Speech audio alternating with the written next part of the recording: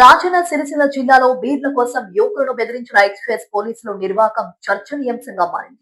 ఎల్లారెడ్డిపేట మండలం బొప్పాపూర్లో ఇద్దరు యువకులను బెదిరించి వారి వద్ద ఉన్న బీర్లను తీసుకున్నారు.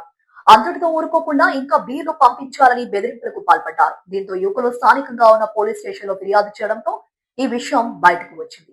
ఫిర్యాదు అందుకున్న పోలీసులు విచారణ చేస్తున్నట్లు తెలిపారు.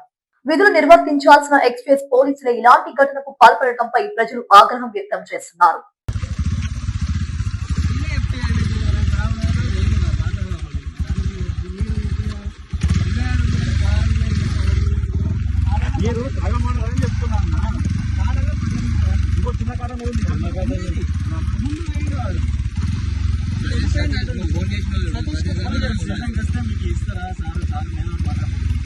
ఫోన్ చేయాలి.